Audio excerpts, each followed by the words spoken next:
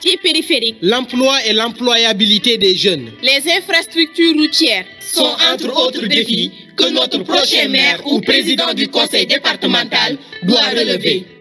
nañu xool bu baax kuñ fay tàbb na doon doomu dëkk bi dëkk yi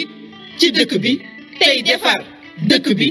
am xam-xam te am expérience avec un très bon programme de développement. jërë ngeen jëf yéen ñi nga xam ne yéen bàyyi xel seen télévision bii di Thiès TV ñu am mbégte ak plaisir di fas yéene ànd ak yéen ci suñuy plateau spécial tey nag mu nekk entretien boo xam ni seen télévision bii di Thiès TV da leen a fas yéene gunge ci local yi ñu am plaisir dalal bu baax le président suñu xarit ñu yàgg xamante lool nag sekk yu bare bari à travers ci média bi di président Abdoulaye Dieye président maa ngi lay nuyu. léegi rek ñu fas yéene ànd ak président Abdoulaye Dieye mu jiite coalition citoyen ànd siggil Thiès président Abdoulaye Dieye ñu gis ngeen créé coalition ànd citoyen ànd siggil Thiès ñu bëgg a xam coalition bi lan mooy sabab bi ak li ko tax a jóg. vous ak la population thiessoise ndax boobu ba léegi ils nous ont fait confiance. ñuy ànd ak ñoom di leen jàppale je pense que bu ñu demee ba xuus ci biir débat bi. dinañ la wax li nga xamante ni def nañ ko ci askan bi ci wàllu social ci wàllu éducation ci wàllu santé loolu lépp nag nekkoon suñu mbébét sama gars yi sax dañ waroon wax ni tu es maire sans pour autant être maire loolu moo tax biñ ñëwee ñu waxtaan vraiment gis ni ñun Thiès rek moo ñu ñor te nous sommes des acteurs yoo xamante ni dañu bokk ci li nga xamante ni mooy développer Thiès. si loolu nag si lañ demee waxtaan ak ay nit yu gëm Thiès parce que dama ni man booy woote ay valeur parce que comme président Abdoulaye Dieye xam que ni si valeur rek moom lay dox on a toujours été constant par rapport à notre engagement damay faral di ko wax je ne reculerai jamais devant mes engagements envers les Thiessois si loolu si lañ demee gis ay nit ay organisation ñu waxtaan ak ñoom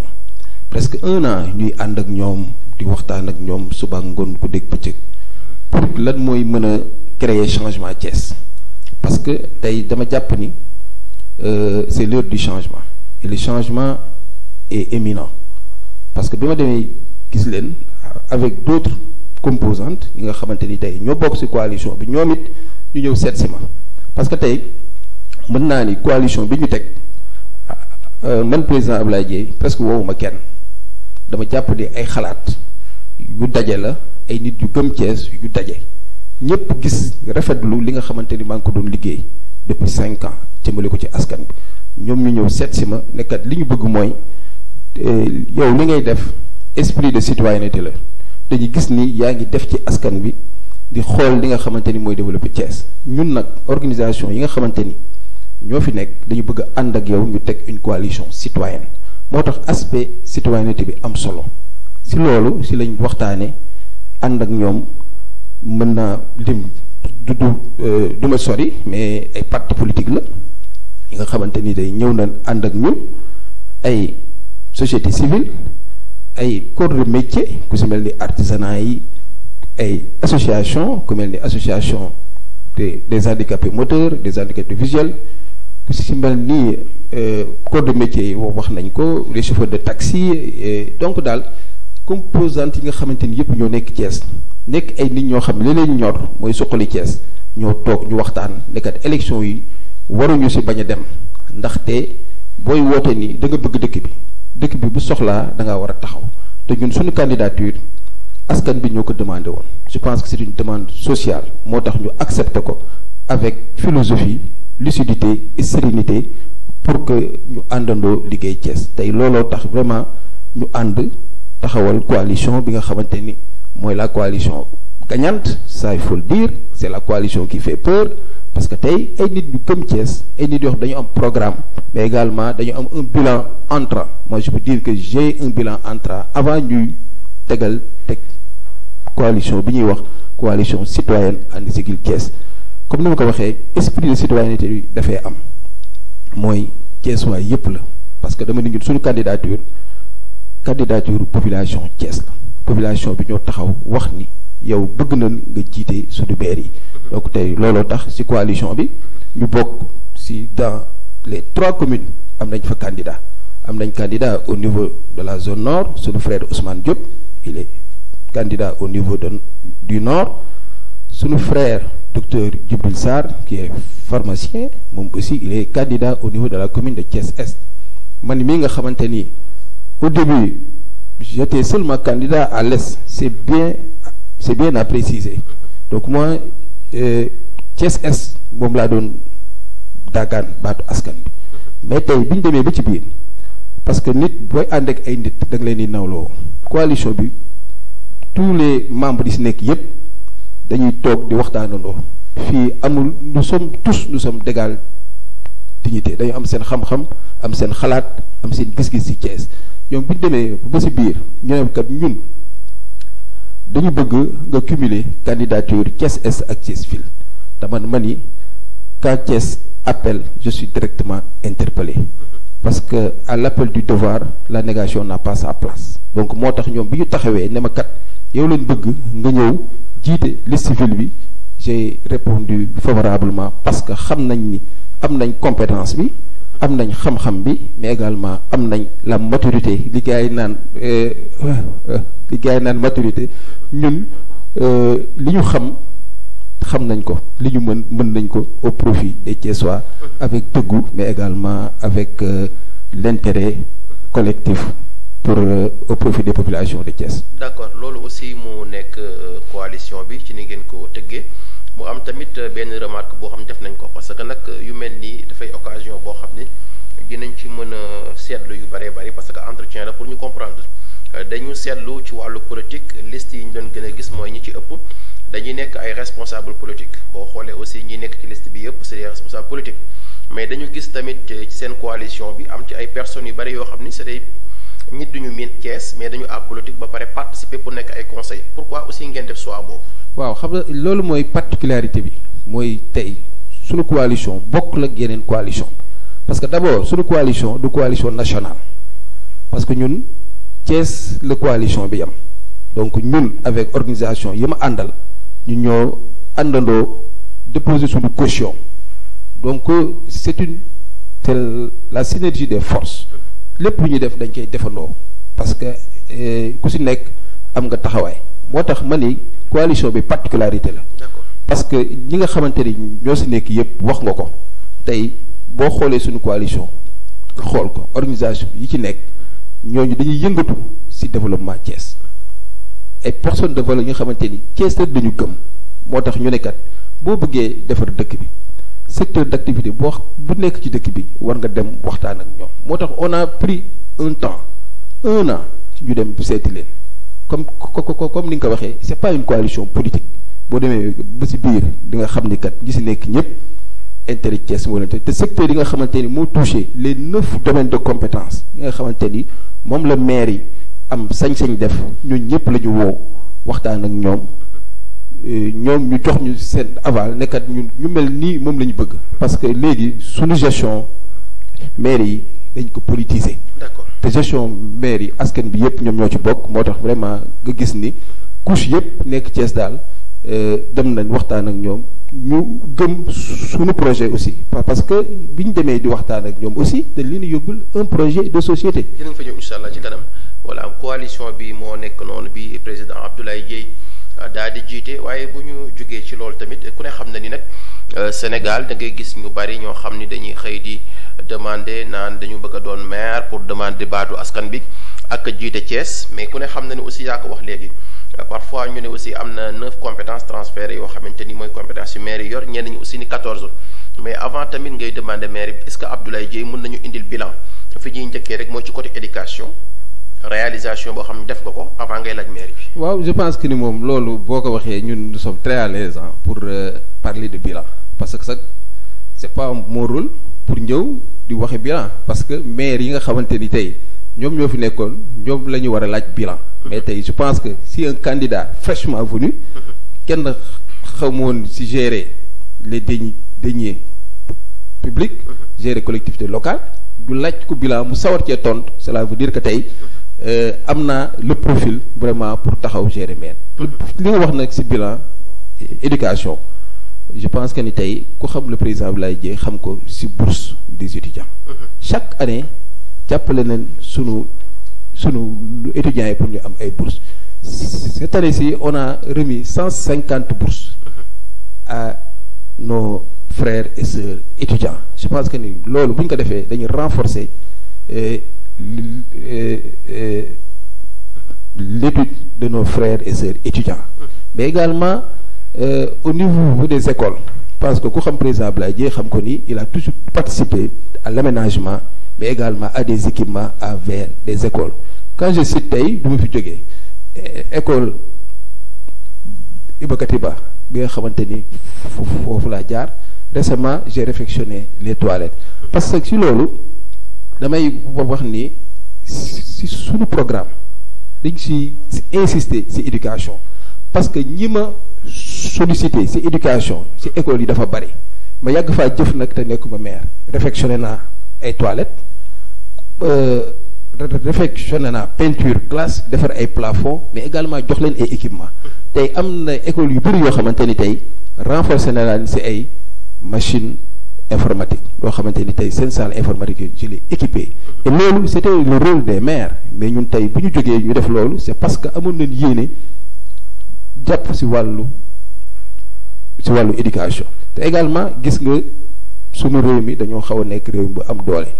fourniture scolaire chaque année damay joxe presque 6000 kits scolaires kits yi day am lépp li nga xamante ni ay fourniture scolaire du rek cahier wala bic mais fourniture scolaire yëpp nañ ci joxe lu mel ni 6000 kits je pense que ni tey ñun éducation dañoo ñor parce que ñun école publique élémentaire moo ñu formé lépp lu ñu am dañ leen ko war a delloowaat c'est pour cela may gën a ñaaxaat yi nga xamante ni yàlla daf leen may ñu def retour à l'école de base parce que les écoles sont dans des états de développement très avancés parce que da ngay dem ci benn école léegi la population augmente de jour en jour foog ñuy sóor le boom démographique bi nga xamante ni am na ci dëkk bi ñu delloowaat ko ci école yi parce que école boo dem manqué na ay salle de classe école boo dem am na sureffectif et que sureffectif boobu day wàññi sunu compétence. dinañ ci ñëw après parce que yooyu aussi des points yoo xam ne bëgg nañ cee ñëw ci. tout à fait compétence absolument yenn solution donc ngeen ci am seen coalition boo leen nekkee ëllëg bu leen jotee maire bi. waaye bu ñu jógee tamit ci côté boobu wax nga ko c'est bien vrai que nag nekkoo maire mais dañu bëgg aussi tey képp ku ñuy jox suñuy maire yi mu téye ko ñu xam d'abord moom li mu jot a liggéey ci dëkk bi. ak bañ njëriñ la amal askan bi su ko defee ëllëg askan bi parce que entretien bi waa Thiès ñoo ko soxla c'est des plateaux yoo xam ne pour ñu orienté wu par rapport ak candidats yi nga xam ne ñu ngi demandé baatu askan bi ëllëg bu ñu leen joxee maire bi lan lañ koy téye te tamit avant ñuy laaj maire bi est-ce que am nañ benn taxawaay fii ci Thiès ci wàllu santé dafa mel ni am na loo ci jëf. waaw man moom tey looy laaj si compétence su maire rek président Abdoulaye Dièye jëf na ci. ci wàllu santé. santé mën naa ni. Le bilan phare bi ma def mooy la réfection du parking de l'hôpital régional parce que tey ku jaar buntu hôpital régional xam ni foofu am na changement donc ñun ñoo ko def suñuy moyen bopp bañ ko doon def sóoruñu am ci gain politique parce que ñun li ñu ñor mooy le développement de Thiès dox surtout santé parce que tey foofu daan nañ gis ni les accompagnants des malades bu ñu mësaan ñëw foofu dañuy am ay jafe-jafe ñun biñ ñu ko waxee ñu interpellé ñu ne kat loolu duñ ko xaar parce que ñun liggéey Thiès moo ñu ñor donc je pense que ni tey foofu rek mën nañ fa jàpp ni c'est un bilan très favorable ci santé mais nag surtout les postes de santé parce que tey postes de santé yi nekk Thiès est presque la plupart dem nañ fa yóbbu leen ay subventions financières mais également jox leen ay matériel poste de santé R100 poste de santé Cité Ñax su may lim du ma fi jógee parce que tey santé da di loo xamante dafa am solo surtout nag jàppale nañ ñu bëri ci mutuelle de santé wutal leen ay carnet de santé boo xamante ni dañuy faju te duñu fay dara parce que comme ni mu ko waxee dëkk bi daa am ñu bëri ñoo xam dañ ñëw doole te amuñu accès ci faju donc daal ci santé li ñu ci def aussi boogi noonu poste de santé yi nekk fii yëpp jàppale nañ leen ay subventions mais également jàppale leen ci ay équipements ay matelas surtout des lits on a même yóbbu ci ay poste de santé yoo xam ne ay lits parce que bi ma demee poste de santé Cité Ñax dama dem fekk mu nekk ci état bu xaw a doy waar maladie bu ñu ñëwee sax du ñu am lal boo xam ne fa la ñuy tëdd donc ci lañ leen dem wutal leen ay matelas wutal leen ay lits mais aussi peinture bi ñu change waat ko parce que da ngay dem fekk poste de santé yi nekk ci dans des états vraiment de délabrement très piteux donc looloo tax daal vraiment ñu ne ñun suñu priorité ci santé la te xam naa boo ma laajee ci suñu programme dinañ la wax daal lan lañ fa yéenee def. d'accord muy yu bari yoo xam ne aussi def ngeen ko avant ngeen di am avant ñu leen di jox aussi baatu askan bi waaye yaa ko wax léegi ku wax santé aussi sa xel dem ci li nga xamante ni moom mooy sport ku ne gis na ne sportif yi tamit ci seen affaire xaw na compliqué est-ce que tamit foofu am na lu bari loo ci jëf rawatina aussi les équipes de navétane yi nekk ci diwaanu Thiès. waaw sport moom man bu may wax dama naan sport dans sa globalité. football basket pétanque handball donc ku xam le président Abdoulaye Dièye xam qu'il a toujours été sollicité par les sportifs donc ñun sport dañ ko gëm. parce que li jaaxal mooy ci sport bi gis nañ aussi bi gars yi finalo ak yenn subventions yi ay see yu bari ñu ngi kaas kenn jàppalewu leen. ah mais de xam naa ni ku leen jàppalewul président Abdoulaye Dièye bokk ci parce que ren rek on a subventionné 47 ASC yoo xamante ni ñoo nekk fii ci Thiès Est ak ñoo xamante ni ñu ngi ci yeneen communes yi 47 ASC ku nekk jox ko jeu de maillot te avant boobu chaque année les ASC yi nekkoon zone 1A dañ leen doon jox chaque année jeu de maillot ak des enveloppes yoo xamante ni moom la leen di accompagner pour ñu mën ci préparer seeni activités de navétane mais nag li gën a am solo mooy ci wàllu li ñuy wax ci wàllu basketball donc tey gis nañ ni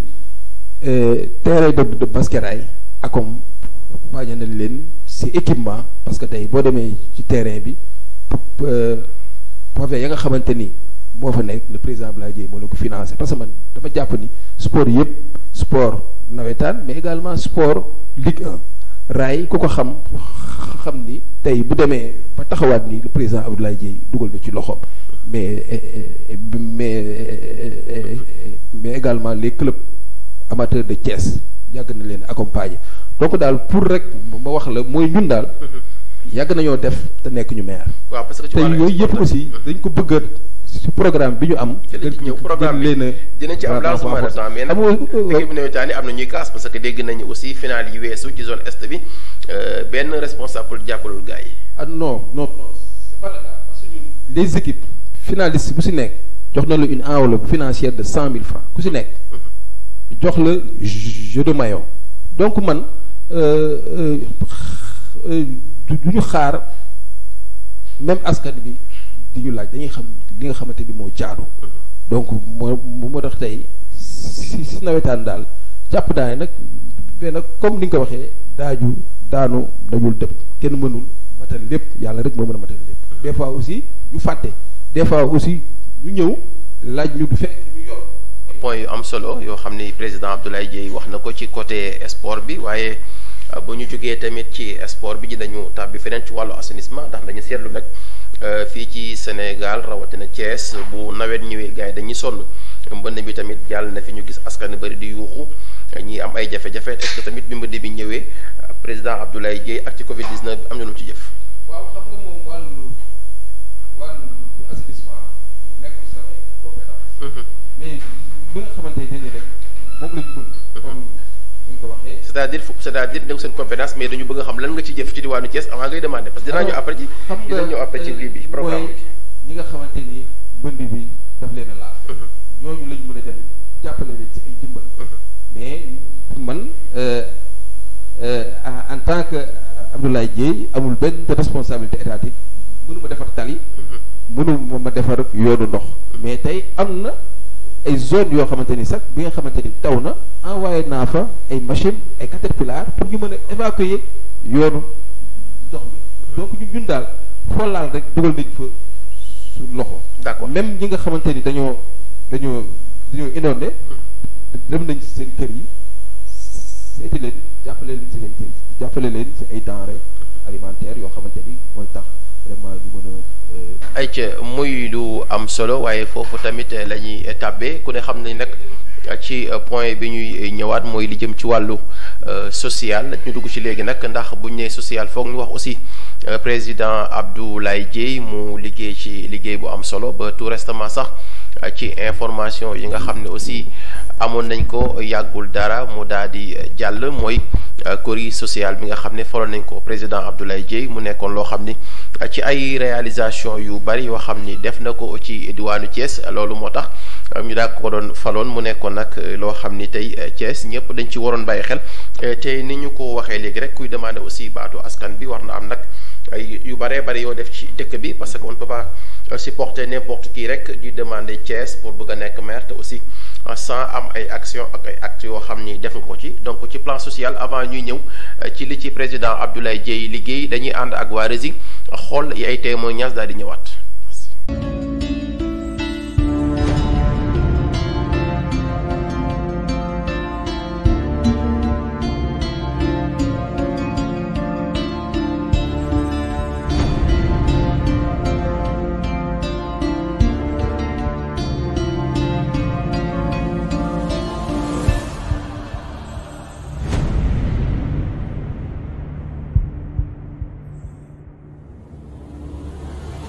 te ku ne xam na ne Abdoulaye Dièye lu baax li muy def ci askan wi ñu déglu woon ci témoignage yaayu ak xale bii nga xam ne Abdoulaye Dièye da ko dimbali woon. di kenn ku ne ci turam ak santam di laaj seen jàmm ak seen jàmm yaram leen xamal ne leen Abdoulaye Dièye da li ma ci waxoon rek laay waxaat. li ma waxoon daal moom laay waxaat ndax Abdoulaye Dièye bu ñuy wax ci moom fii ba suba dañuy sonn rek waaye duñ doyal ndax Abdoulaye Dièye nekk na nit koo xamante ne mooy jàppale nit ñi rek te yàlla tax di def cas social te yàlla tax deful njistal ndax sama doom jii di Aram Sarr njàngam mii moo ci dem ba mu jeex ndax dañoo toll guddi yoo xamante ne dañoo sonnoon trop mu nekk ci wàllu jàngam mu dem ba am njàngam nar a yàqu. man maa ngi tudd Aram Sarr di jàngee pédagogue élève school ZAC waaw tonton Abdoulaye Dièye nag daf ma jàppale bu baax a baax ndax depuis daaw ba léegi daf ma couvrir sama jàng sama année scolaire yëpp samay mensualité même bus ndekki lépp daf ma koy defal te fu nekk mënoon naa koo am fu nekk mais damaa dem ci moom mu jàppale ma bu baax a baax. ci jàppale ko ak Abdoulaye Dièye ci njàngam mi ñoo jàpp ci njàng bi fi mu nekk nii bu doonutoon ak ñoom Aram am njàngam day yàqu li ñu mën a wax ci moom nag bu ñuy wax moom dañuy wax fii ba suba waaye duñ doyal ndax man sama xol sedd na trop ci Abdoulaye Dièye ndax sama doom ji muy jàppale di Aram. soutenir ma aussi bépp problème bu ma am rek moom mi ngi ci taxaw même parfois damay rus sax di dem ci moom ndax nit bu lay defal bu yàggee da ngay rus mais damay toog sax mu woo ma jàppale ma bu baax a baax ci samay études jàppale na bu baax a baax couvrir ma aussi ak tonton ci ñoom ñëpp. mi ngi koy yemalewu ko fii rek waaw même bu dul ci Aram sax mi ngi koy def ci ñeneen ak ñeneen yemalewu ko fii day dem ba boore suñ côté pour bee boo fu génnoon tey boo ne Abdoulaye Dièye bala ngay wax ñoom ñoo lay njëkk a wax baax gi muy def boo demoon ba boori essence ba boo ne Abdoulaye Dièye bala ngay eggal ñoom ñoo lay njëkk a wax baax gi muy def nga dem ba R100 fépp naka ci yem boori grand caisse noonu Abdoulaye Dièye moom fi mu ne boo génnoon di ko wax tey balaa ngay wax tey ñoom ñoo lay njëkk a wax baaxu Abdoulaye Dièye. ma leen di remercier bu baax di ko ñaanal moom jàmm rek lay am te lu mu soxla ci nit ñi dina ko am ndax tamit jàngu nit nga jàppale ko ci mën na am tamit su bàyyi woon noonu tey jii du yegg si fii mais jàppale na ma bu baax a baax ci avancement jàng beeg ci bépp côté jàppale na ma awma benn problème vraiment maa ngi koy remercier bu baax di ko ñaanal di ko wax ne aussi lu mu bëgg moom ci nit ñi dina ko am parce que jàppale na ñëpp nekkul tamit ci man la ko njëkkeewu ko ci man te mi ngi koy def aussi di ko continuer di ko def ndax am na ay case des tout petits yoo xam ne demoon nañ kii ko ci inauguration bi yooyu yëpp ñëpp wax ci moom lu baax vraiment maa ngi koy remercier bu baax. waaye ñun Ablaye Dieye defal nañu loo xamante ne ñun fuñ ko mën di dégg suñu dàll bu daggee sax dinañ ko defar ak findi feer dem ndax Ablaye Dieye moo def lu baax te ku def lu baax dañ koy wax man sama wax ji may wax mënu maa wax nag de tey laa wax waaye du waxi njistal sama wax ji dama koo tibbee ca sama xol bi ndax man damaa gis ne Ablaye Dieye mi ngi ñuy jàppale te yàlla tax di jàppale ñeneen ñi te yàlla tax kon man li ma gis dama koy wax lii may wax nii bu dee njistal la fii ma toog bu yàlla bu kàddu gi egg man duma waxee njistal ma Ablaye Dieye moo def ma gis am na boo xam ne perte boo xam ne booba man miinaguma sax Ablaye Dieye keroog laay door a gis kanamam maa ngi ko fekk ji fee Ablaye Dieye leen dégg na ma ngay ñëw di wuy si Fama Ndiaye doomi Abi Touré ñun bañ ko déggee man ak sama xarit dañoo meeba dem fekk ji ko foofu keroog mbooloo la fa am Ablaye Dieye daal moom mënuñoo ñun daal li ñuy wax nañuy wax rek ba sonn rek noppi waaye ñun ak mbaaxam ngistaluñu dañ koy wax ndax dañ koo gis.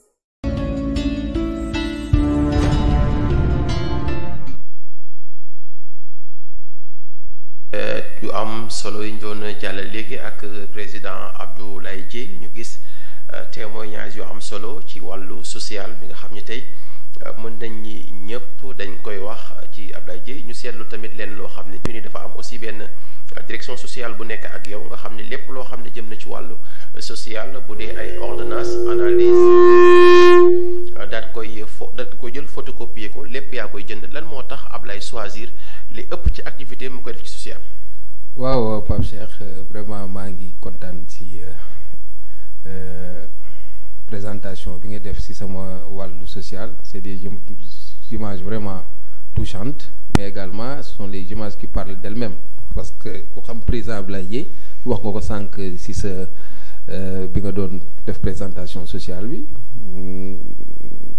a été nommé le corridor de l'action sociale lii rek te day wane ni ñun yërmande bi nga xamante ni am nañ ko ci askan bi parce que dama jàpp ni boo bëggee tàggaan baatu askan bi da nga leen di yërëm wala yërëm d'abord ñun nag Thiès ku ko xam ni dëkk boo xamante ni la dafa war a am une solidarité ñun dañu jëkk jiital dimbalante jàppalante moo tax li ngay wax ci social lépp xam nga it saabu du fóot boppam man aussi mënuma wax li nga xamante ni dimbali naa ko nit ñi parce que dañ ko def te yàlla rek a tax te it comme li nga ko waxee sama staff dañ ci teg benn équipe boo xamante ni ñoom ñooy gérer les problèmes sociaux képp koo xamante ni am nga jafe-jafe si lu ñu mën a kas néew boo ñëwee surtout nag si wàllu ordonnance parce que dañu xam ni nit ñi dañuy feebar duñu faju dañuy bëgg a dem hôpital duñu faju parce que léegi la santé coûte cher bi ma demee chaque fois ñuy ñëw di ñu solliciter ci loolu si laa ni kat lii foog ma génneel ko benn budget boo xamante ni nit bu ñëwatee sax bu mu amati si man accès parce que des fois nit mën na ñëw yor am benn urgence pour faju du ma gis ma ni tey nañu ubbil suñu bopp la permanence defal loolu loo xamante ni tey ku ñëw ñu yëkkati li ñu mën dund nag di nga ñëw ñu defal la lépp nit dëggee rek jéem ci li nga xamante ni moom la ñu mën moo tax daal ci wàllu volet social man dama jàpp ni loolu c'est dans mon sang parce que juste j'ai opté de servir la population moo tax avant ñuy def politique si loolu lañ doon njëkk di yëngu dimbali nit ñi jàppale leen ci na amas kas néew ñu bëri sax dañuy wax daan Ablaye Dieye c'est un milliardaire mais dañuy sant yàlla man dama jàpp ni milliard mooy xaalis bi nga xam yaa ngi koy jël di ko séddale askan bi loolu moo am loolu moo gën a am solo parce que nit li nga yor yi lépp tant que yéene woo partager loolu c'est pas une richesse la vraie richesse mooy li ngay jël dimbali nit ñi jàppale leen te vraiment am na yéene boobu donc daal sur le volet social lépp loo xamante ni daal wax nga ko si rek ñun lu ñu yéene la defal leen askan wi te yàlla rek tax defuñu ko aussi ngir politique ngir gis tël te it dinaan awma don d'ubiquité mënuñu def lépp des fois nit sax mën na ñëw fekk affaire yu sooxe parce que it li ñu yaakaar ci président Abdoulaye Dièye dañuy sant yàlla ni ñun lu ñu am rek yéene nañ ko bokk ak askan wi moo tax ci wàllu volet social man sax ren di xam nga def nañ ma corridor de l'action sociale xawma kuy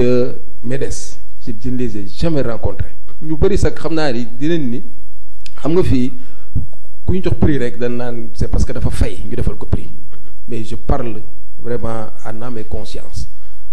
am na lu ma doon dégg ci le président Mbagnick ci le président Mbagnick Diop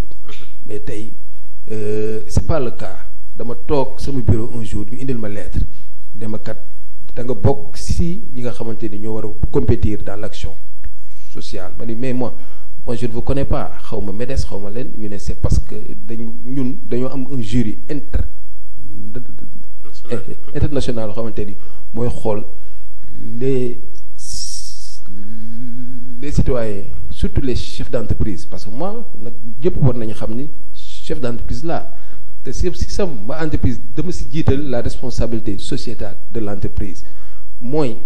boo nekkee si dëkk bi jox la lépp nga créer fa ay entreprise da nga war la ngay am kas néew nga bokk ko askan wi donc tey loolu tey moo tax ñu nekk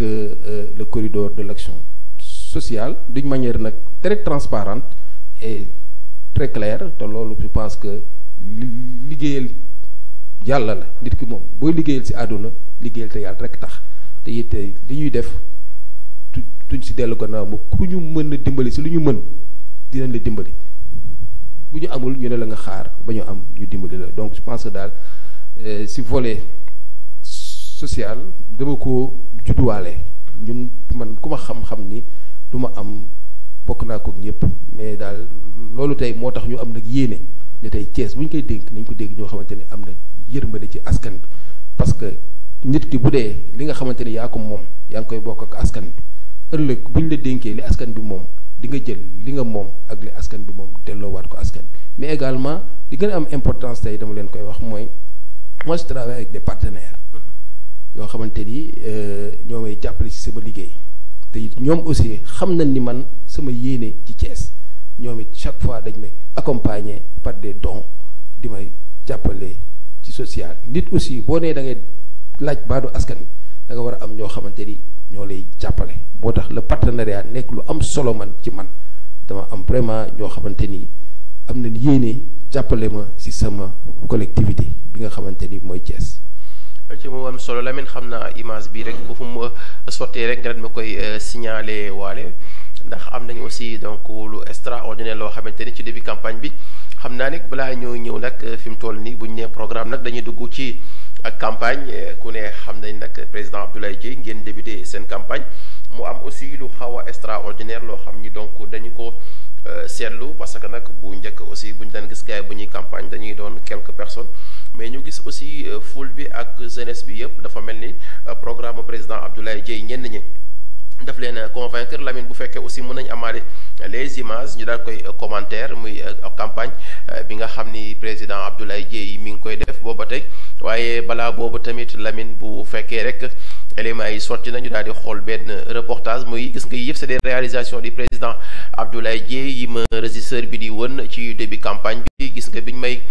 jox noonu mooy bi muy financé jigéen ñi yëkkati ay propre moyens mooy waa SIG jot na di leen ci jàppale gis nga aussi ñu gisaat bi président Abdoulaye Dièye déplacé wu nekk fi nga xam ne mooy garage fii taxi yi nekk donc aussi gare routière yu ci bëree bëri mu def fa benn tournée ñu gis tamit caravane bi nga xam ni def na ko ak meeting yi boobu ba tey ñu gis activités yi nga xam ni président Abdoulaye Dièye tey ce matin aussi ànd ak la télévision Thiès TV nekk ci diwaanu fi nga xam ne aussi mooy marché central lépp nekk ay proximité waaye nag xam naa Lamine dinañ ñëw léegi ci éléments yi bu sottee muy tàmbalee ko nag caravane bi nga xamante ni donc moom la président Abdoulaye Dièye ubbee mais nag ñu gis mbooloo mu takk lool topp la. waaw Pape Cheikh je pense que yaa gisal sa bopp keroog sunu ouverture campagne gis nga ni y avait une réponse de la population, surtout la jeunesse, parce que dama ni ñun tey ay ndaw lañ te dëkk bi ndaw ñi dañ cee am rôle bu am solo te tey ku gis président Abdoulaye Dièye xam ko ni ndaw ñi ànd na ak ñoom moo tax keroog suñu ouverture de campagne man sax mbir mi daf ma jaaxal parce que on l'a programmé en 24 heures parce que xam nga avant ñu ngi woon ci pré-campagne wër les 20 quartiers de Thiès dem waxtaan ak ñoom wax ak askan bi mais damay gis ni la population adhère par rapport à notre vision par rapport à notre programme 24 heures la ñu préparé suñu ouverture de campagne donc ñi nga fa gis ñëpp nit ñi dañoo ñëw vraiment d'une manière kenn boowu leen donc tey ñi nga xamante ni dañoo ñëw ñëpp dañoo ñëw librement mais également dañoo ñëw d'une manière très naturelle accompagner le président Abdoulaye Dièye te loolu je pense que ni su amee ñu dañ ciy sant yàlla mais également damay remercier le travail du directoire ñi nga xamante ni ñooy gérer sama équipe de campagne tey ñoom je pense que ni tey liggéey bi ñuy def moo waral tey la population adhéré suñu programme adhéré suñu projet bi nga xamante ni moom lañ def te it loolu dama jàpp ni ba léegi la coalition citoyenne ànd Siggil Thiès mobilisé gul loolu dama bëggoon Pape ngeen xam ko lañ def keroog doxantu la rek dañoo génnoon di doxantu di tàggu waa Thiès ne leen kat ñu ngi ñëw pour waajal def suñu campagne mais li ñu gën a privilégié mooy wax ak askan bi proximité dem si gox-goxaan yi si secteur yi nga xam ne yëpp dafa laal Thiès bu dee nag gars yi dama génn rek ñu commencé tiit di dem di topp tànk ñun moom damay wax rek ñun moom avancé dañ bu yàgg te lépp lu ñuy def nag c'est très naturel population ñooy ñëw adhéré ànd ak ñun si suñu vision ànd ak ñun si suñu projet fu ñu génnee nag da ngay gis ni nit ñi di génnee seen kër di ñëw ku ñëw nga génn sa kër mais nag ku xam le président Abdoulaye Dièye xam que ni moom dafa bëgg lu rafet ku ñëw ne la jox t-shirt jox la casquette jox la béret gis nga tey innovation de taille bi ñu def mooy sunu Amazone yi dañ leen a defar ba ñu rafet jox leen ay béret yu rafet ñu ànd ak ñun dañu wax ni nag gars yi nañ ko moytoo copier parce que ñun moom ku ñu gis xam ni dañuy innover rek on fait des innovations de taille que pour la campagne xam ni askan bi rek la ñuy wax xulóowuñu nag xeexuñu c'est ça askan bi rek la ñuy wax d'accord mu nekk style boo xam ni boo xoolee aussi ci premier jour yi donc presse bi yëpp donc doon nañ ko commentaire muy style bu bees boo xam ne benn jox ko jigéen yi xam naa Lamine du ñàkk aussi ci kanam tuuti dinañu indil meeting ouverture bu président Abdoulaye Dièye ak aussi mbooloo mi mu àndal waaye foofu nag la ñuy ñëwee ndax ñëw nañ sànq wax nag li nga xam ni donc mooy bilan bi nga xam ni même bien vrai que bu fekkee amoo responsabilité en tant que aussi nekk maire de la commune ni ville aussi ni Thiès Est mais malgré tout aussi mën nga activité yu bëree bëri c'est presque aussi des années yoo xam ni yaa ngi donc participer ci diwaanu Thiès ci li nga xam ni gagné nañ ko mais tey fi ñuy njëkkee rek mooy ku ne xam nañu nag nit ñi ñoo ko wax askan bi li gën a metti mooy ci wàllu éducation am na manquement même aussi les écoles da ngay gis problème bi donc ci mel ni aussi monsieur Mbaye chargé de la communication ñu daal koy nuyu bu baax a baax mën na ci xam lu bari ndax ñoom ñu ngi ci te école yi aussi y a ce qu'on appelle parfois on parle de 4 PTA nga xam ni donc ci ay moyens de bord yooyu nga xam ni ak li parents di participer ci la ñuy mën di xool nañuy sukkalee écoles yi waaye ñu nekk ci ay difficultés ci éducation même aussi seen facture courant yi aussi dafay nekk ay problème même dotation bi leen mairie bi di jox lu jëm ci wàllu fourniture scolaire tamit du nekk loo xam ne dina mat te ku ne xam nañu nag ñi jàng ci réew mi ñi ci ëpp seen waajur yi amuñu doole ak tamit gis nañu aussi fii yi jëm ci wàllu sem yi ak yenn quartiers yi am nañ problème ci wàllu éducation est-ce que président Abdoulaye Dièye am na solution boo xam ne ci wàllu éducation bu ñu ko dénkee mairie bi mën na ko yóbbu feneen foo xam ne askan bi dina ci mën gis seen bopp. waaw Pape Sylla mi ngi lay sant bu baax vraiment si ni ngay orienté débat bi di wax di rek tey ñun. dafa mel ni aussi Lamine daf ma xaw a interrompé ñu daal di ànd xool benn extrait de 2 minutes ci li nga xam ne le président Abdoulaye Dièye def ci campagne bi. nañu xool bu baax kuy fay tab.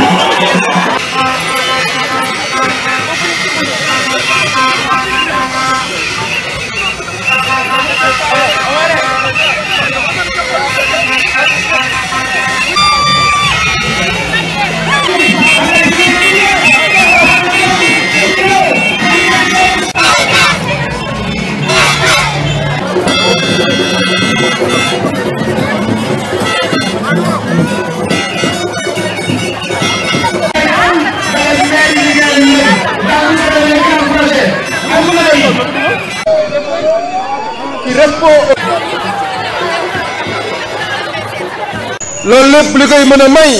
mooy nañu dem voté ji élection yi li si des tey lañu commencé njëkk a jaar Mambara yaakaar naa ni fii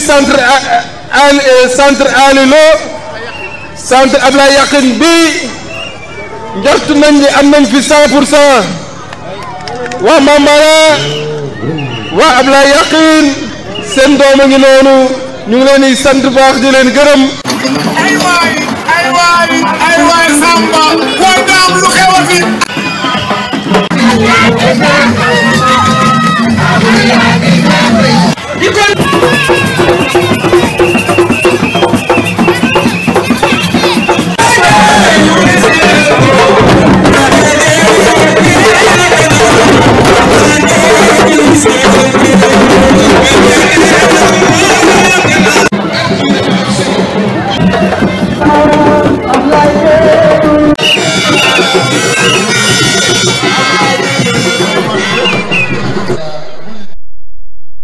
Lamine Sonko mi nekk ci rési bi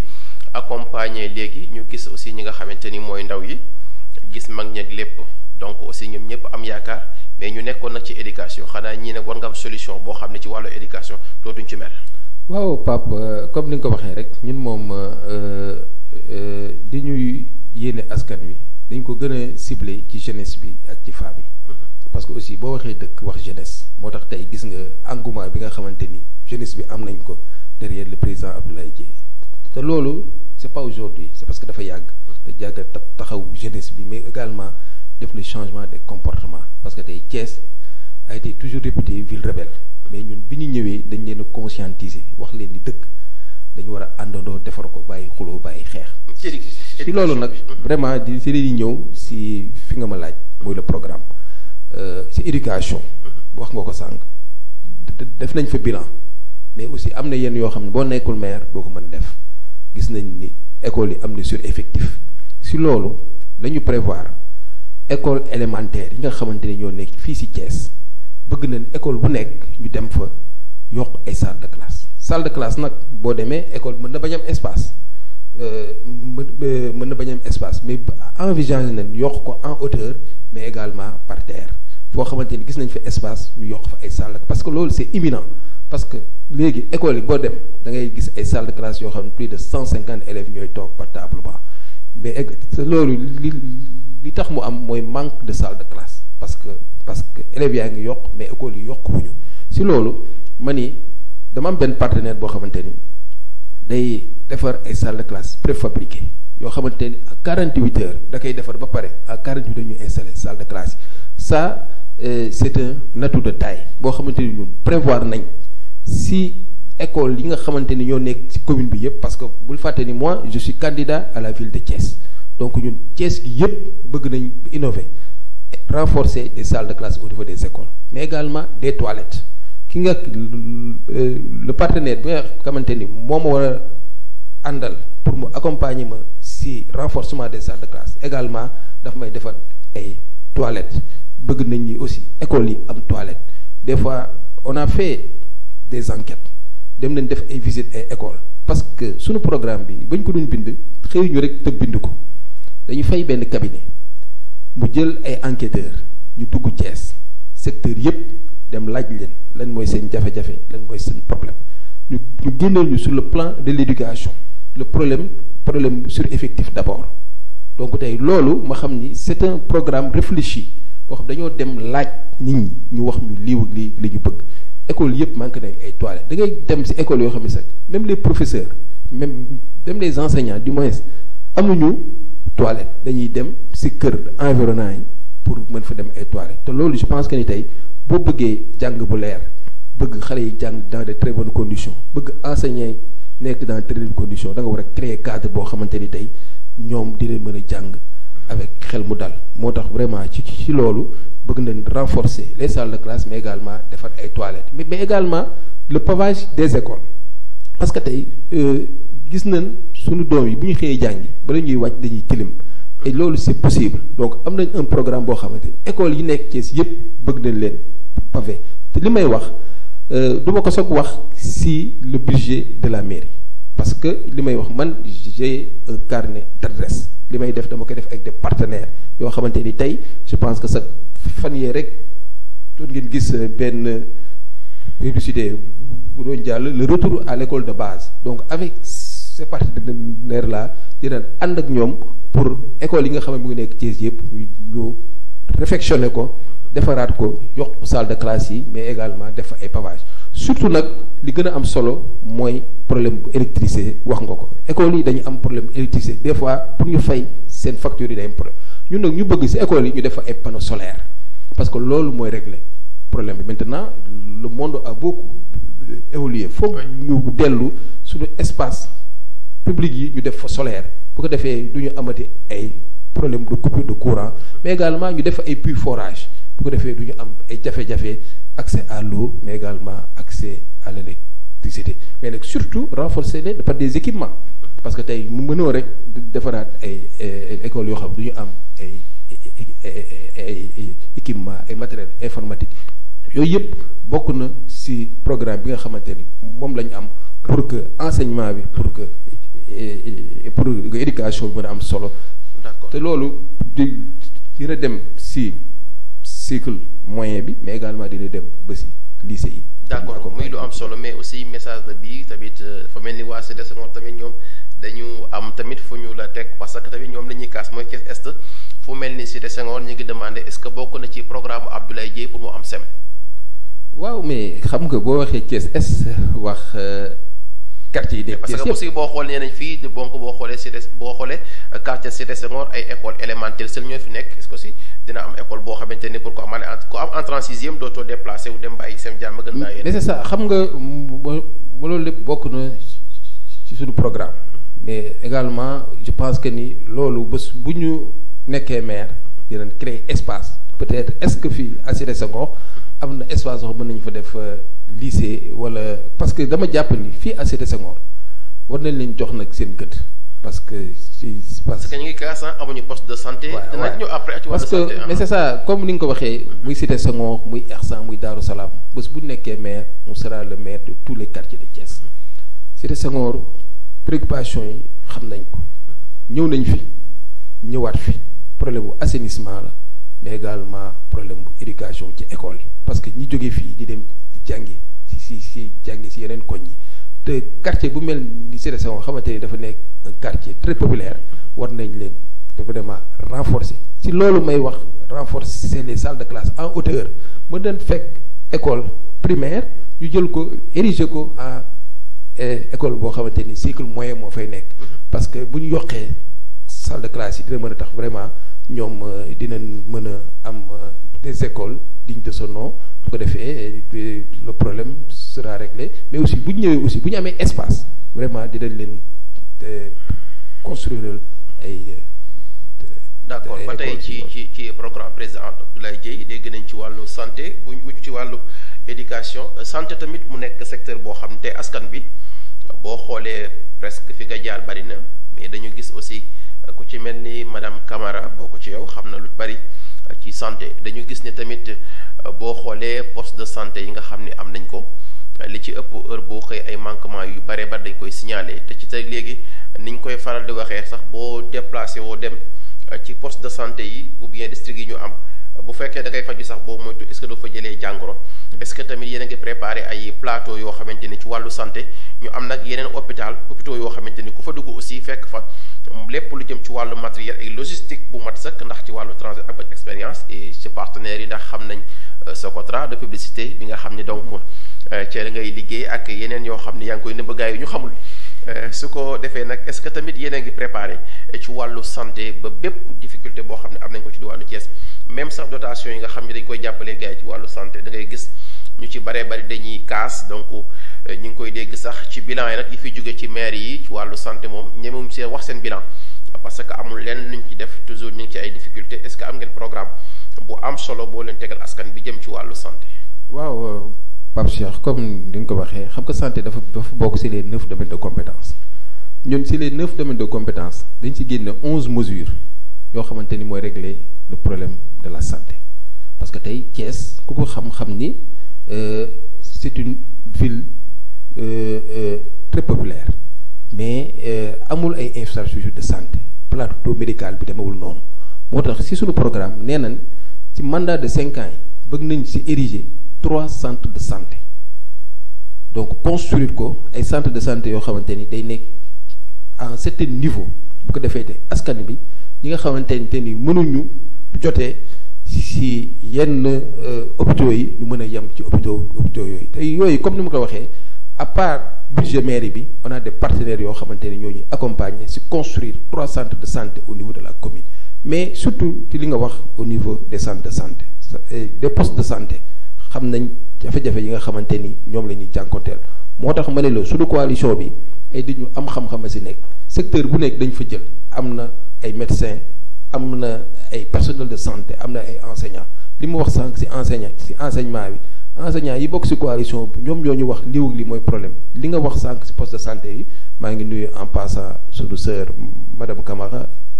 ci ne sëy moom aussi préoccupation mooy les postes de santé parce que si poste de santé fu lay liggéey xam nañ ni am na ay jafe-jafe te it ñun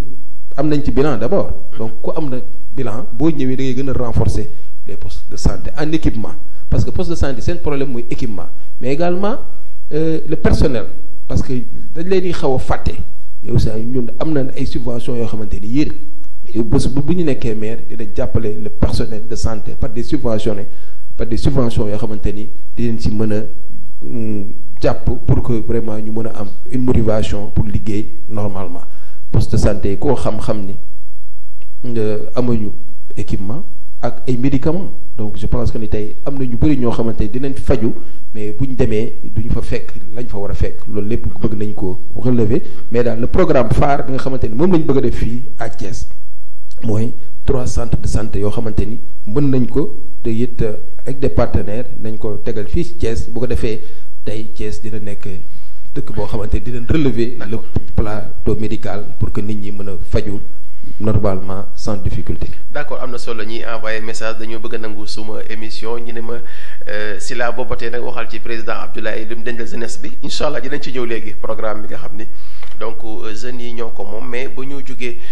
ci wàllu santé donc dañuy cumuler les 2 questions par rapport li jëm ci wàllu sport wax nañ ko léegi parce que tamit ndaw yi fii nag bu ñu xoolee ci zone bi amul ay stade yoo xamante ni donc que nit ñi liñ ci bëgg di ca footballé ak yenn aussi zone yoo xam ne est-ce que yéen a préparé aménagement pour jeunesse bi même bu ñu nee sport tamit am na ñuy signalé au niveau des centres de course amoon na aussi benn terrain bu nekkoon à côté fu ñu doon defee handball di fa def aussi li nga xam ni moom mooy basket boo xoolee tamit yu ci bëree bëri ci wàllu sport commune Thiès Est ak yeneen zones yi dañu manqué lu jëm ci wàllu terrain ak aussi accompagnement ci yenn parce que nag bëri na ay club yu fi nekk suñu nee sport rek duñ ko jël yemale ko ci football am na aussi yeneen discipline mais ñoom est-ce que tamit yaa ngi leen di bàyyi xel seen programme pour ñoom ñu mën a am aussi ay espace ay barab yoo xamante ni dañ fa mën a def aussi li nga xam seen wàllu sport te duñ am problème ak askan bi. waaw Pape comme li nga ko waxee rek sport aussi bokk ci domaine de compétence yi nga xamante ni maire yi da see am rôle sport loisir ak jeunesse parce que boo waxee sport wax jeunesse donc tey ñun li ñu am envisagé faire mooy renforcer les stades tey gis nañ stade champ de course donc vraiment am nañ un projet pour gazonner ko def gazon synthétique parce que tey vraiment on a des jeunes très talentueux mais amuñu ay infrastructures sportives yoo xamante ni moom la ñuy mën a épanouir seen talent mais également au niveau des quartiers parce que bi ñu demee quartier parce que nee naa ñun suñu programme dañ ko tënk si ay si ay enquête dañ dem si quartier yi laaj leen keroog ñu ngi dem quartier bu ñuy wax Parcelles Assainies donc jeunes yi fa nekk ñu am na problème espace yoo xamante ni fa la ñuy defee football yi defee sport donc ñun suñu programme bëgg nañ zone yi nga xamante ni tey am na espace ñu ériger des terrains à gazon synthétique des terrains de foot à 5 des terrains de foot à 6 te loolu c'est un projet personnel nag boo xamante ni tey ñun amoon nañ yéene xool Thiès espace yi nga xamante ni ay espace yu libre lañ ñu jël ko def fa des zones de loisirs pour la jeunesse parce que aussi jeunesse da nga koy encadrer jeunesse aussi boo waxee jeunesse ni loisir ni sport donc vraiment on envisage espace yi nga xamante ni ñoo nekk ci quartier yi def ay terrain de foot à 5 très gazonné couvert bu ko defee dinañ mën a exploiter foofu seen talent mais également li nga wax ci wàllu sport mooy boo waxee sport wax le soutien envers nos clubs parce que tey Thiès ñi ñëpp xam na ni sport football bi xaw na sooxe ci yenn club yi par manque de moyens ñun bu ñu ñëwee li nga xamante ni tey moom la maire yi doon def dañ koy gën a renforcer équipe yëpp nañ leen doter ay subventions duñ ma leen nag permanente parce que tey équipe yi dañoo bokk si ndimbal bi nga xamante ni maire bi da koo war a jël di leen ko jox donc vraiment xam nañ ni bu ñu ñëwee daal dinañ accompagner sportif yi comme ni nga ko waxee sport moom bari na ay volets donc volet football volet handball volet basket mais daal le programme phare bi nga xamante ni moom la ñu am mooy renforcer les infrastructures au niveau des stades yi nga xamante ni am na ay jafe mais également stade bi nga xamante ni moo nekk champ de course bëgg nañ ko gazonné yeneen infrastructure boo xamante ne am nañ ko aussi ñu jéem ko def des terrains de foot très modernes. ñëw tamit ci wàllu loisir foog ñu ñëw ci parce que tey buñ nee Thiès nag fi nga xam ne nit ñi fa la ñu mën a génn su événement amee ñëpp seen xel fi muy dem rek ci mooy promenade des Thiessois amuñu benn espace ni ay jardin public yoo xam ne aussi nit ñi dañ ko soxla ba boo génnee ak sa njaboot am foo mën a dem féexloo est-ce que tamit projet boobu yéen a ngi koy bàyyi xel éclairage tamit am na parce que fu mel ni ay quartier comme Daaru Salaam ak yeneen zone yi ba ci Cité Senghor muy ay quartier yoo xam ne am na ci heure boo xam ne mënoo faa jaar ñàkk sécurité est-ce que tamit loolu bokk na sa programme. waaw loolu moom je pense que ni c'est un programme phare mooy li nga xamante ni moom la ñu wax sur le plan de l'environnement parce que dëkk aussi faut que nit ñi am ay espace yoo xamante ni fa la ñu mën a épanouir Thiès gis nañ ni amatul jardin public digne de son nom ñun bu ñu ñëwee dañ bëgg defaraat cadre de vie bi parce que mairie aussi cadre de vie la nit ñi am espace yoo xamante ni fa la ñuy dem mu nekk ay des espaces de détente donc je pense que ni am na fi ay jafe-jafe environnement bi des espaces verts parce que aussi nit da nga war a dund ci environnement bu set ci environnement bu leer donc loolu aussi bokk na ci du programme espace yi nga xamante ni dañoo ay espace boo xamante c'est des domaines boo xamante ni ñëpp ko bokk bu ñu ñëwee on va faire l'état des lieux les espaces publics la nga xamante ni askan bee ko moom ñu dollee loon ko donc daal bëgg nañ def Thiès une ville verte si loolu dañu prévoir reboisement chaque année bëgg nañu planter 1000 arbres parce que Thiès dafa war a nekk dëkk boo xamante ni na meloon démb dafa war a delluwaat ku xam Thiès xamoon ni c'était une ville très propre mais léegi gis nañ ni Thiès est devenue une ville très sale parce que gis ngeen mbalit mi mu ngi fi démb rek dugg nañ ci marché yi dugg nañ ci gox-goxaan yi mbalit mi boo demee mbalit boobu lañ lay wax dañuy toog une semaine duñu gis camion mbalit fii Thiès fan yii rek la fi waa UCG ñoo fi indi seen camion mais gisuñu maire yi ñu indi fi ay camion mbalit loolu nag ñun amul ñu am yéene même avant ñun am nañ ay camions yoo xamante ni ay benn tasseuse la yu ñu prévoir ne bés bu ñu falee le 23 le 24 camions yi dañuy commencer liggéey mooy wàllu cadre de vie dafa am solo cadre de vie boo ko waxee aussi wax assainissement xam na ni wax yi problème bu assainissement foo romb ci mbedd yi fa la ñuy tuur ndox ku mel ni quartier ay Cité Senghor ay Daaru Salaam ay quartier Ablaye Yakhine donc yooyu je pense que ay difficulté rek moo fa am ci wàllu assainissement wax nga ko éclairage public tey te loolu day indi insécurité quartier boo dem amul éclairage public te loolu comme ni nga ko waxee rek ñun am nañ yéene def fa ay éclairage yoo xamante ni panneau solaire moo koy doxal su boobaa du ñu amati ay jafe-jafe di fay ay Senelec et de suite et que loolu bokk ci suñu programme phare mooy éclairage assainissement ak le problème de l'environnement créer cadre de vie bu bees mais également créer ay aires de jeu sànq wax naa ko jeu et de loisir parce que aussi boo wax jeunesse wax loisir foo xamante ni fa la ñuy dem détente am fa dundin boo xamante ni ju rafet la parce que Thiès ku ko mës a xam ni dëkk boo xamante ni ville verte la woon am lépp mais gis nañ ni sa loolu lépp tey dara doxatu si te vraiment am nañ yéene suñu programme changer cadre de vie bi. d'accord muy am solo xam naa ne programme bi sans mesure yi bari na buñ ko bëggee développer xajul ci ay plateau yu dul jeex waaye fi ñuy ñëwee rek mooy nag ci wàllu jeunesse bi ku ne xam na ni wax nañ ko léegi ful bi gën a topp Abdoulaye Dieye mooy ndaw yi am xel ñoom ñi nga xamante ne aussi dañu am ci yow yaakaar bu yaatu même aussi Jakarta maa ni ñu ngi may message naan ma loo président Abdoulaye Dieye wax ci ñiy dawal Jakarta donc ñu gis nag ci wàllum xëy ci ndaw yi jafe na lool est-ce que am ngeen programme boo xam ne Thiès di ngeen ko teg ay projet ak ay partenaires yoo xamante ni ndaw yi bari dinañ mën a am xëy parce que ndaw yi ñu ci ëpp koo ci wax rek lan mooy difficulté am daal dama bëgg a teral samay waajur teral sa waajur fu ko yaakaar mooy xëy Thiès nag ñu gis aussi amul ay sociétés ay entreprises ay partenaires yoo xam ni ndaw yi au moins dañ fi mën di xëy est-ce que tamit seen programme yéen a ngi ciy bàyyi xel ndaw yi ba incha allah ñoom ñëpp gis nga boo xoolee ful bi yëpp topp président Abdoulaye Dieye ñëpp ay ndaw lañ te ñoom ñëpp yaakaar bi ñu am rek mooy bëgg aussi ci li ñuy xëy di ca gonto est-ce que seeni programme ak seeni projet yéen a ngi ciy bàyyi xel bu baax ndaw ñi. waaw Pape xam naa loolu moom vraiment c'est un problème qui nous touche mooy l'emploi des jeunes parce que ku gis président Abdoulaye Dieye xam ko ni ndaw yi ñoo ànd ak moom mais ndaw yi am yaakaar ci man ndax tey xam nañ jafe-jafe yi nga xamante ni jeunesse bi am nañ ko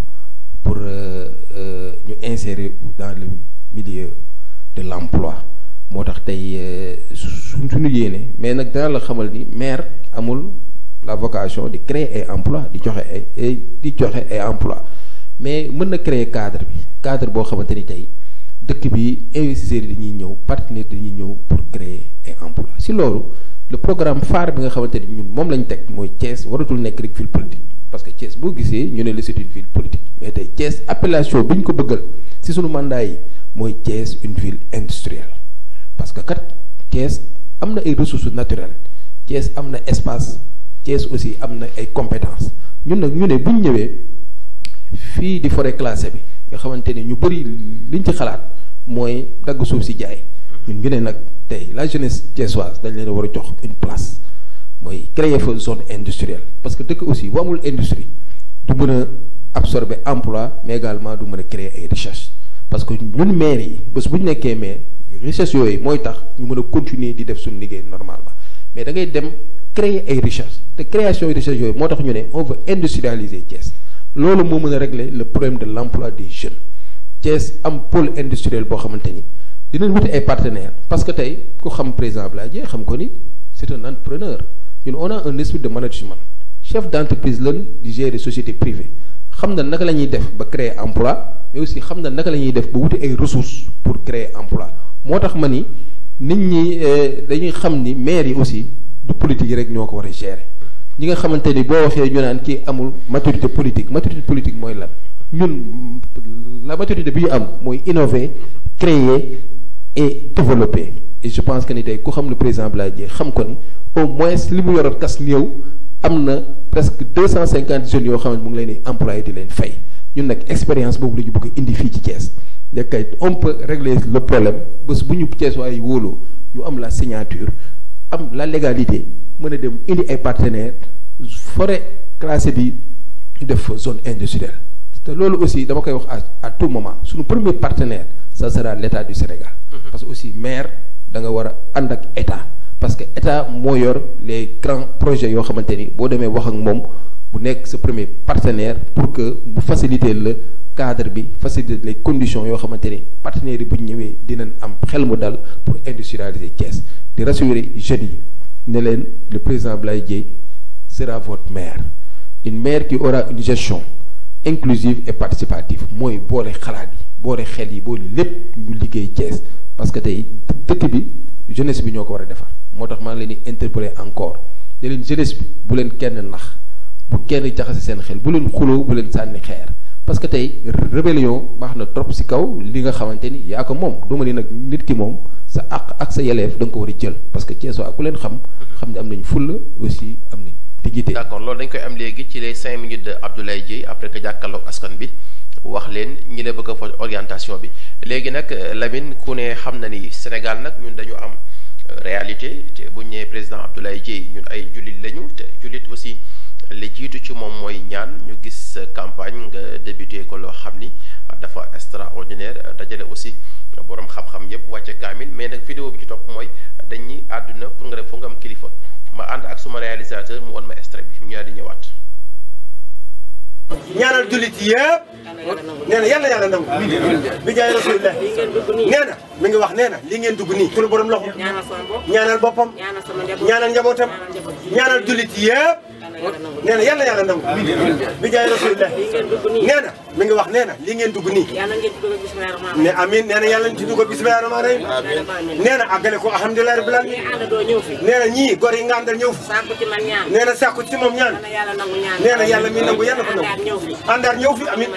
niin yàlla am ndam yàlla naan ngi nangu la bi jaay Seydina Muhammad sallallahu alayhi wa sallam Amadou Mbaye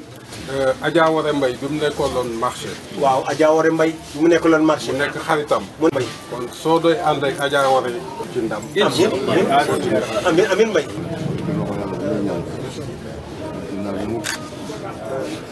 amin ya amin amin ya amin ya rabbi amin ya rabbi amin ya amin ya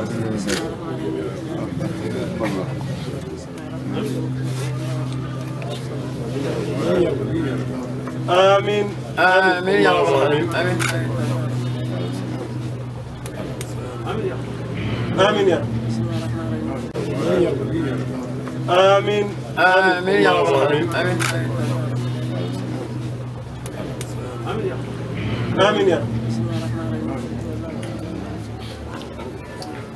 amin ya rabbi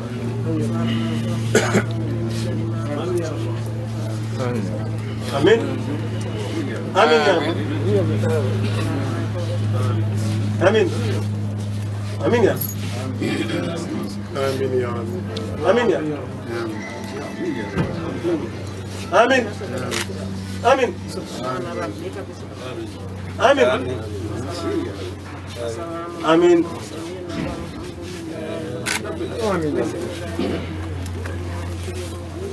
amin ya amin sallallahu alaihi wasallam amin amin amin amin amin ya amin batak amin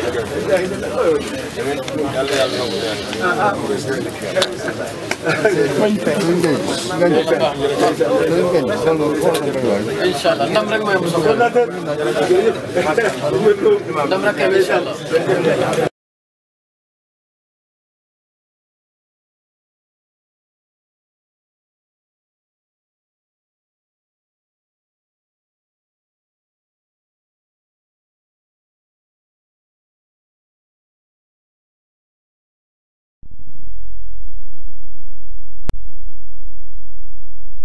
Abdoulaye Dièye dañu lay nga concentré wu nag jël 5 minutes ginnaaw waajur yi ñaan na jàkkaarloo ak ñi seetaan nga nuyu leen wax leen sa programme wax leen ni nga yéene ci Thiès ci 5 minutes. waaw Pape c'est très touchant li nga wari di vraiment lu ñu bett la lu ñu laal la comme ni nga ko waxee rek ñun moom ay ndaw lañ am ay kilifa parce que nit moom àdduna mënoo am lu ëpp say wéjur te loolu moom ay valeurs yoo xamante ni sénégalais da koo incarné donc loolu du man kese je pense que muy yow muy keneen nag yëpp dañu fonk suñu wéjur yi ndax lu ñu mënti nekk rek ñoom la donc tey lii nga wane nii lu ma sentir la lu ma yëg la wax ni rek nit ki aussi da ngay am kilifa te kilifa mooy tax loo wuti rek bu ko béniree rek yàlla mën la si defal jàmm moo tax vraiment bi ñu jógee suñu premier jour de campagne ñu dem wàcc ay kaamil xam nga it xam nga ay jullit lañ jullit moom mënoo lu dul fa nga yaakaar rek nga ñaan fa mais di fàttali aussi ci suñu coalition bi am na suñu mbokk chrétiens yi aussi ñoom it def nañ seen ñaan mu leen wale parce que nee naa suñu coalition bi coalition citoyenne la donc ñëpp ci lañ bokk moo tax daal vraiment gis nga jour boobu wàcc nañ kaamil ñaan ànd ak nag sama équipe bi yëpp gis nga sànq ki doon wax mooy notre chargé de communication le vaillant Boudou Mbaye donc vraiment di def liggéey bu am solo à passant maa ngi koy nuyu également le directeur de cabinet le politique, l'expert, monsieur Ambed Mbaye, vraiment le stratège, mon frère Ablaye Sow, et aussi notre mandataire national, le professeur Lamine Sène. Donc ñooñu vraiment ñoom aussi keroog ñun ñëpp ñoo ànd dem seeti sama yaay ñu tàggu ko bu ñaanal ñu comme li nga xamee ne rek yaay moom dafa am féete boo xamante ni féete na ko si njabootam. Donc di wax ni rek Thiès moom ñu ñëpp ko bokk kenn mënu ko xar ñaar jàmm rek moo fi xew élection yi ñu jëm jàmm rek moo fi xew parce que tey ku gagné Thiès rek moom moo gagné parce que nag mais nag li may wax mooy dëkk bi kenn mënul tere nit ñi am ay ambition parce que am na ñoo xamante ni dañuy jàpp ni ñoom rek ñoo war a daagaat baatu askan bi des fois sax da ngay dégg yenn communication da ngay am ñu la metti ñuy wax naan askan bi dañuy jënd seen conscience ak xaalis donc bu ñu xas askan bi bu ñu leen teg tuuma askan bi ku ànd ak le président Abdoulaye Dièye da nga ànd ak moom ak conviction ànd ak moom ak jikko parce que man ay principe laay ànd ak man ñu bëri nag ñu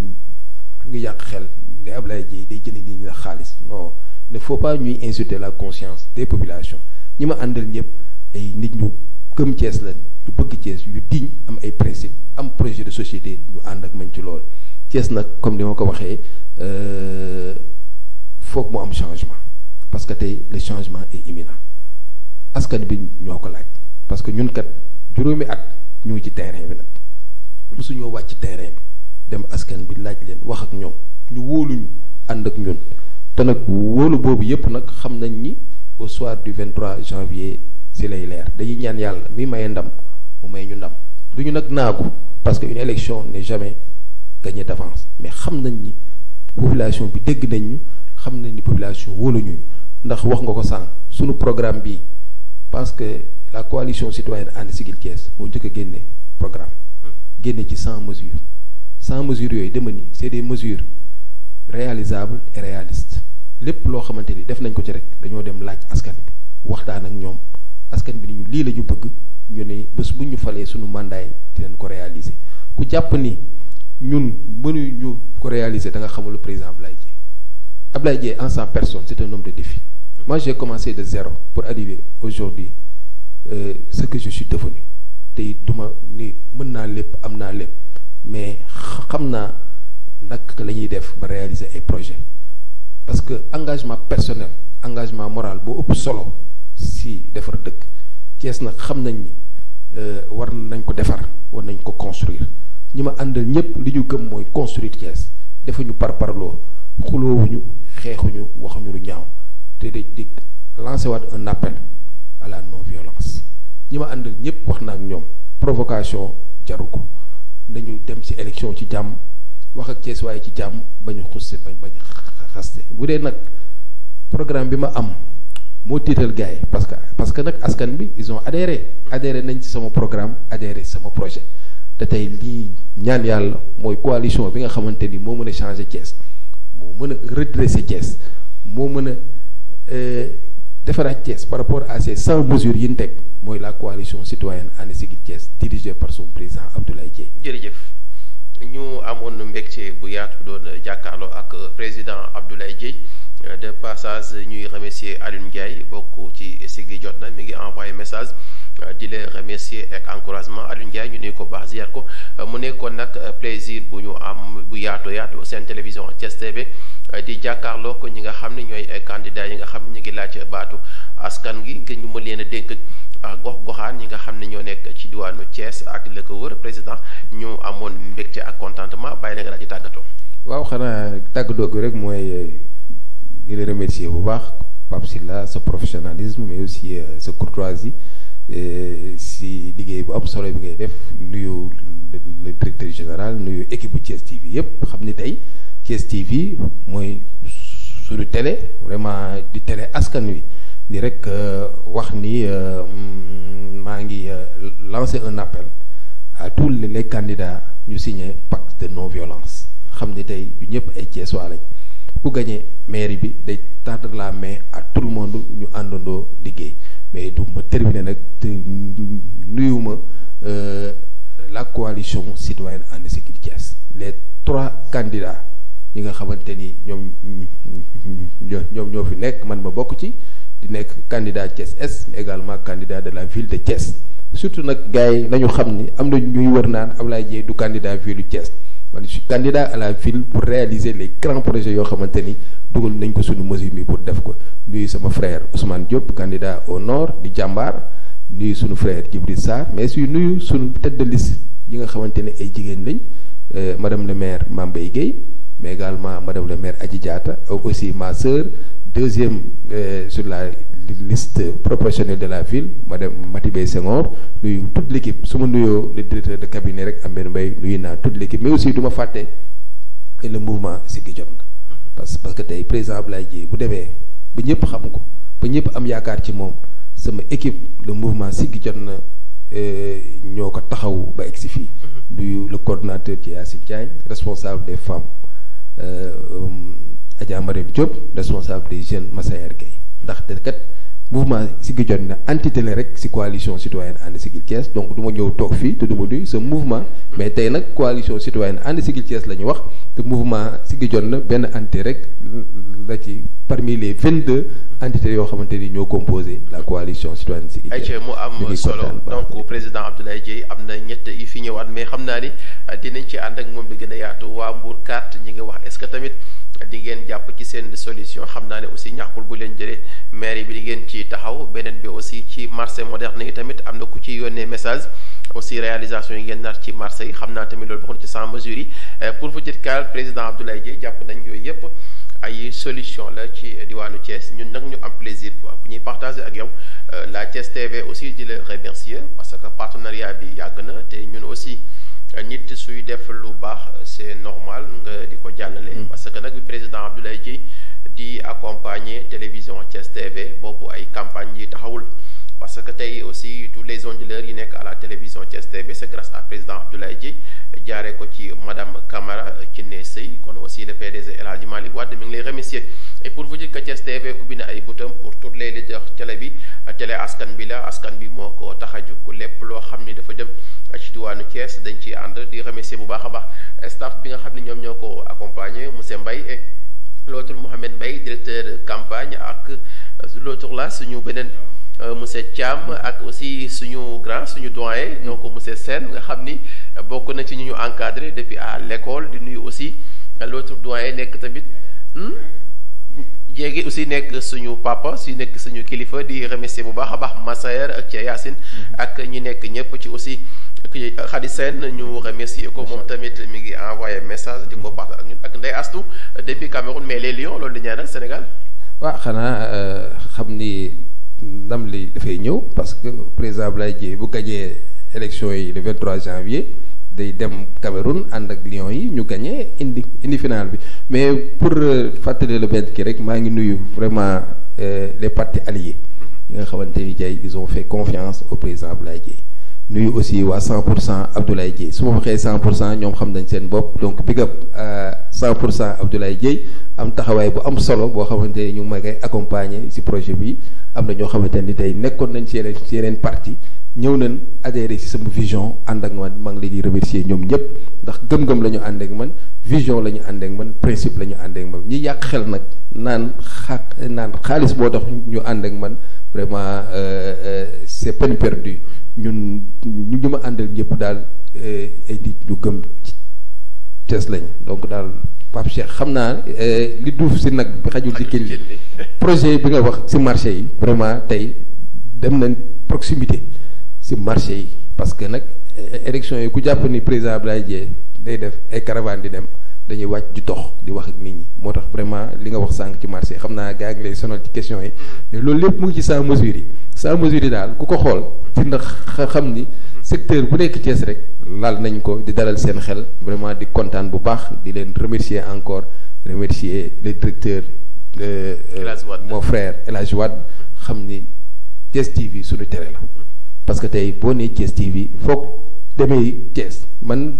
damay wax naan est-ce que Thiès TV rek